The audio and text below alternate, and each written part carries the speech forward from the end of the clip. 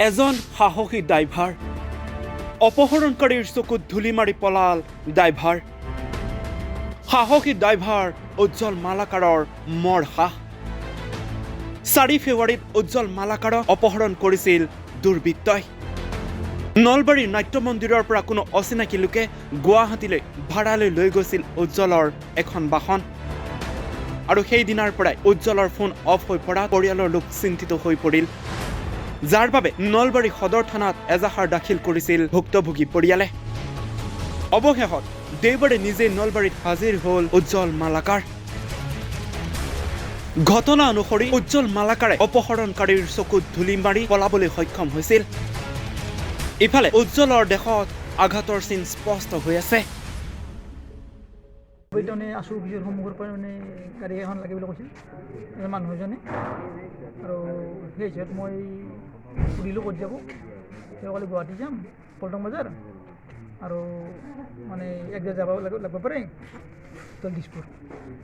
সেই হিচাপত গুচি গ'লোঁ দিব আমি যাই প্ৰায় 2:30 মানত যাই পালোঁ তাৰপিছত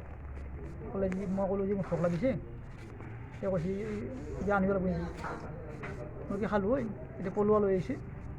আৰু পলুৱাখিনি খাৰ মই হাত ধোৱা যাওঁতে মোৰ একদম মানে মাহটো যেন ক'ত খুন্দা লাগব জানিব লাগিছে অনুভৱ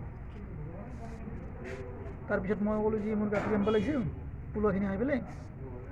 মই গাড়ী চলাব নোৱাৰিম তেওঁ কৈছে ঠিক আছে এটা ৰুম আছে ৰুমলৈকে আহা মই কৈছোঁ পইচাখিনি কালেক্ট কৰি আনি দিওঁ পইচাখিনি যেতিয়া আনিব গ'লোঁ তেতিয়া মোক বাহিৰে কোবাইছে কাঠেৰে কোবাইছে মই কথাই কৈ নাই কোবাইছে তেতিয়া মই একদম বাধা লৈ পেলাই কোবাই পেলাই মই ওলাই পলাইছোঁ কেইজন মানুহ আছিল 4-5জন মান আছিল থানাত গৈছিল নে থানাত গৈছিলোঁ কি কৈছে না থানাত নাই ভয়ে কৰিছে কোন থানা মই ফাৰ্ষ্ট গ'লোঁ পল্টন বজাৰ থানাত আৰু বেলতলা হেৰিতো গৈছোঁ আমাৰ ভাঙৰ থানাতো গৈছোঁ পল্টন বজাৰ থানাত যাতে কি কৰে তেওঁলোকে কৈছোঁ যিখিনি পাৰোঁ আমি সহায় কৰিম ভাত চাত খাব পইচা আছে না সেইটো 100 টকা দিছোঁ পুলিচে সহায় কৰিছে নলবাৰীৰ পৰা পাৰ্থজিৎ বৰ্মনৰ ৰিপৰ্টাৰ অসম